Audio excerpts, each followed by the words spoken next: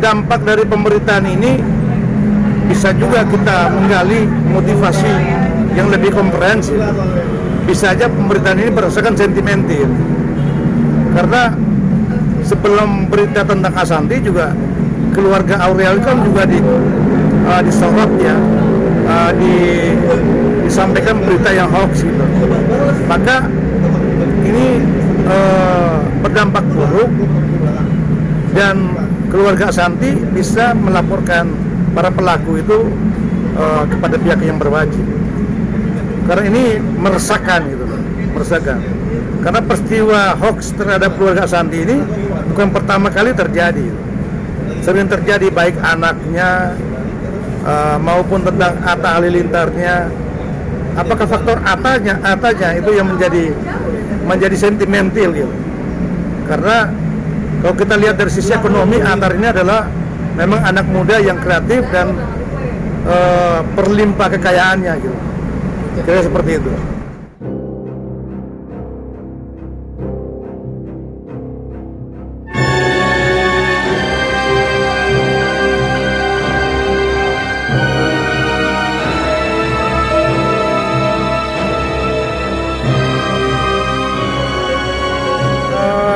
Pemberitaan bohong itu bermula dari adanya media-media online yang tidak bertanggung jawab sebenarnya.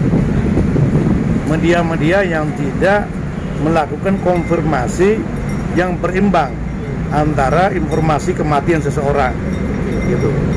Nah, ini dikategorikan kebohongan. Dalam Undang-Undang ITE itu sudah mengenakan pasal.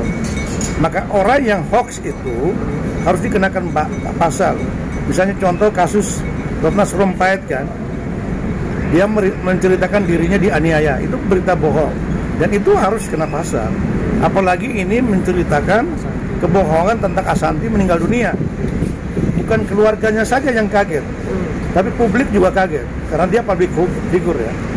Jadi itu meresahkan. Pemberitaan yang tidak sebenarnya membohong itu dampaknya banyak. Ketika keluarganya mendengar dari berita hoax itu, maka jadi panik, bahkan menangis. Kan begitu?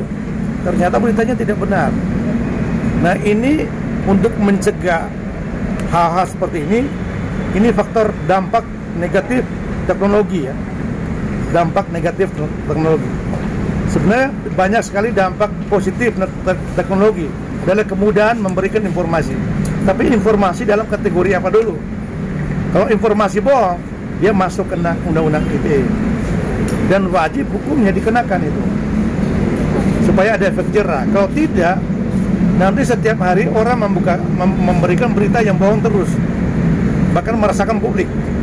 Kalau ini publik ya, karena Ashanty itu adalah artis.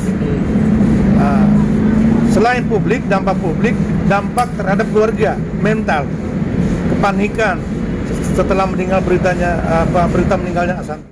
Kalau kita lihat memang ITE itu banyak ya, tapi itu ancamannya 4 tahun. Yang pertama kepada masyarakat umum dan berkaitan pemberitaan itu adalah teman-teman media. Teman-teman media yang sekarang ini bukan TV saja ya, banyak media online, media cetak, media TV. Cobalah memberikan pemberitaan itu berdasarkan konfirmasi yang berimbang dari sumber yang tepat supaya tidak jadi hoax. Tapi kalau tidak berimbang, tidak mencari secara komprehensif pada sumber yang tepat, maka itu terjadi hoax. Berhentilah, jangan menggunakan teknologi ini untuk menarik perhatian publik terhadap suatu media itu. Itu komersialisasi yang tidak baik. Menuntut siapa sumber awalnya melakukan pemberitaan ini. Ini bisa. Jangankan media online ya, media cetak pun bisa. Ashanty dan keluarga bisa menuntut tentang kebohongan itu. Undang-Undang ITE. Ya, dampak dari pemberitaan ini bisa juga kita menggali motivasi yang lebih komprehensif. Bisa aja pemberitaan ini berdasarkan sentimental. Karena sebelum berita tentang Ashanty juga keluarga Aurel kan juga disorot ya, disampaikan berita yang hoax gitu. Maka ini berdampak buruk dan keluarga Ashanty bisa melaporkan para pelaku itu kepada pihak yang berwajib. Karena ini meresahkan gitu, meresahkan. Karena peristiwa hoax terhadap keluarga Ashanty ini bukan pertama kali terjadi. Sering terjadi baik anaknya maupun tentang Atta Halilintarnya.